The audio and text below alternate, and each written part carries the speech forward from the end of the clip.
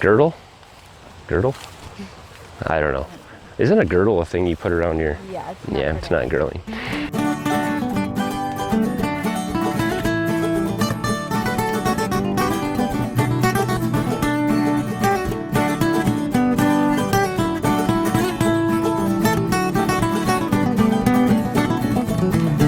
All right, so last year we tapped the 6 or 7 maple trees that we have in our yard, some of the silver maples, and they did great. We had a lot of fun learning how to make syrup and going through the whole process, maple syrup. So now next year, maple syrup season is like February, March timeframe.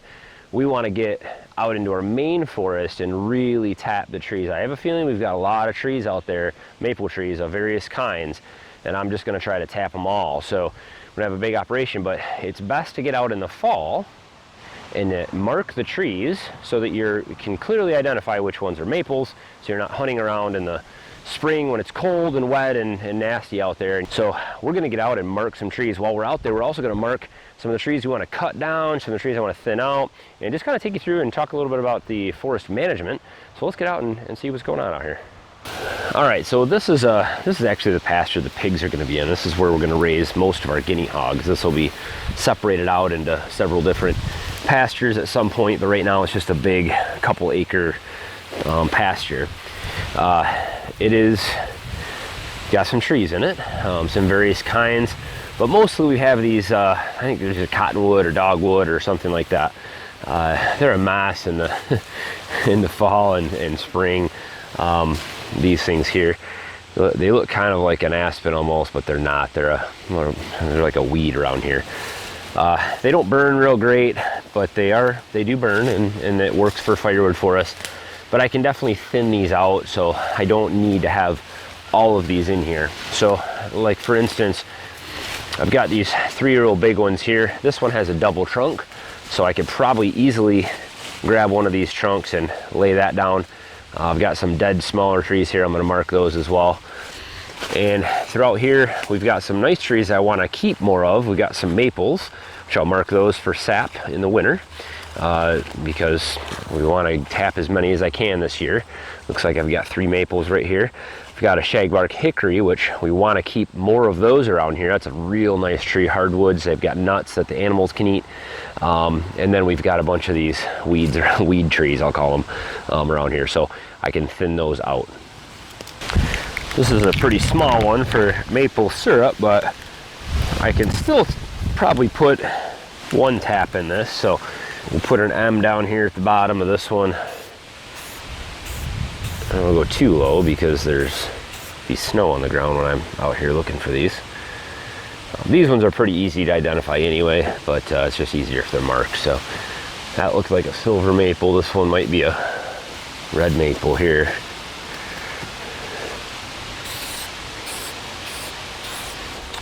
This is a good size one. This one will get 2 taps. This one's definitely dead, so we can mark this one. Any of them that are dead, I'm just gonna X them. Another dead one. A lot of these died because it gets so wet in here. It's something I'm working on fixing also. Okay, so this is the pasture right next to our house. So house and garden right here, and then right behind us is this same pasture. There's a lot of these dogwoods in here, and I want to keep a few of them in here, but I do want to kind of thin them out a little bit. So here we've got 1, 2, 3, 4, 5, 6, 7 double right there. I don't need 7 trees this close together, so what I probably will do is maybe grab this one out of the middle, that one that's real close, and this one that's real close, and just leave that one and the big one over here, and then maybe a far one over there, and thin the other one out there. So I do want these to grow and shade the area and all that good stuff, but we can thin a few of these out easily and let some of the other smaller ones grow up a little bit quicker. I also am trying to manage this a little bit because I want more of these maple trees to grow. So we've got maples here. I've got the silver maples in our backyard. Those will seed naturally over here. And if I look around, I'll probably find some seedlings in here, some maples. We'll let those keep growing up, and we'll thin out some of these other ones that we don't want. Now, I don't want this to be a monoculture out here where there's just all maples or anything like that. I don't want all hardwoods either. I mean, there are some softwoods and some conifers and stuff like that we'll keep out here, but I do want to thin out some of the trees I have the most of and just allow more light to get through to some of the smaller trees that I do want. This here might even be a type of walnut, and so we'll let that grow up and see what that turns into, as well as this one here. So we'll use more of an asterisk symbol on these ones. These ones will be, these are still green and alive, but we're gonna thin these out.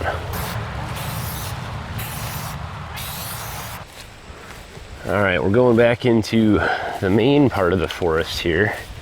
Oh, got another walnut tree here. These are nice, these black walnuts. They do tend to kill other trees around them, but they're a great tree. This is actually kind of my hunting grounds through here.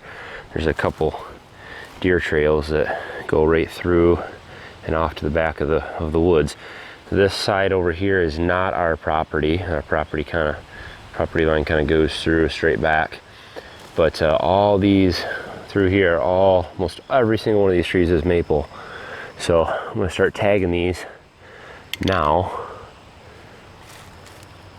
so we have a good idea of what's what.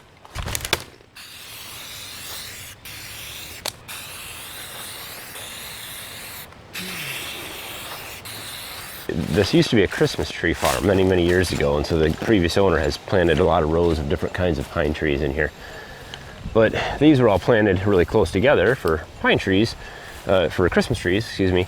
But they don't need to be this close. I mean, this isn't good for the forest, and they're just going to die out. What'll end up happening, they're too close together like this, it'll kill both the trees. And so what I want to do is have a plan to use a lot of these thinner ones, the straighter ones, like that one right there is a good one, that one right there, that one, just those smaller ones in there.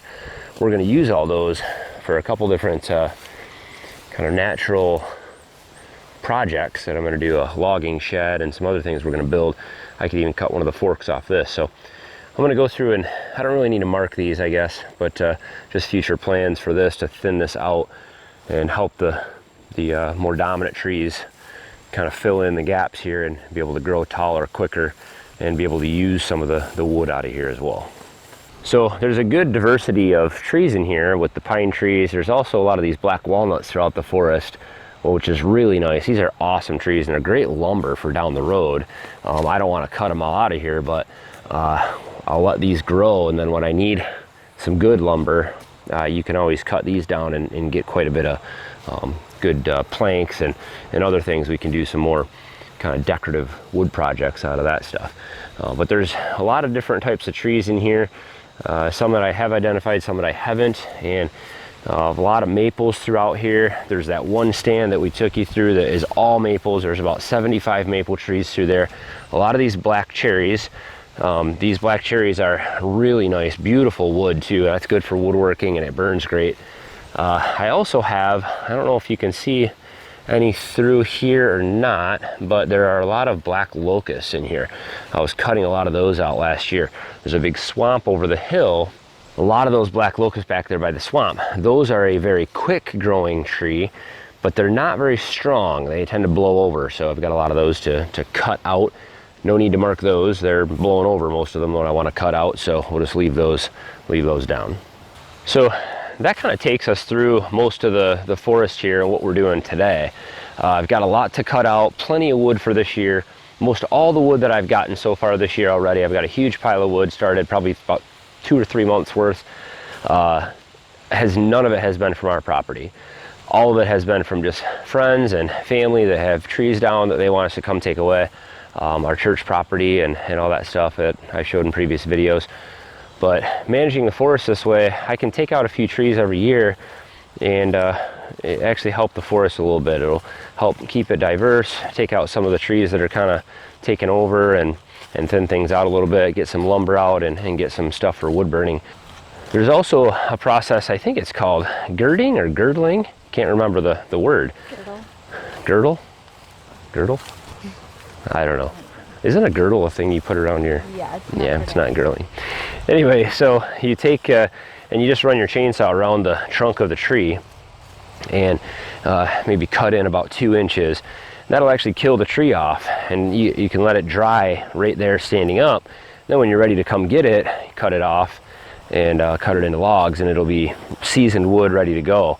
And so I want to get ahead of that this year and go through and with those trees I marked and cut those off so they'll die, let them dry out through the winter and the spring, and then the summertime next year we'll have seasoned wood ready to go. So that's down on your head.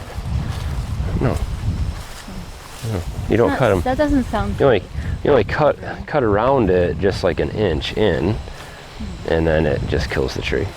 This doesn't sound safe. It's safe. Trust me, it's safe. We're excited. This is our favorite time to kind of walk through the woods. It's cooler.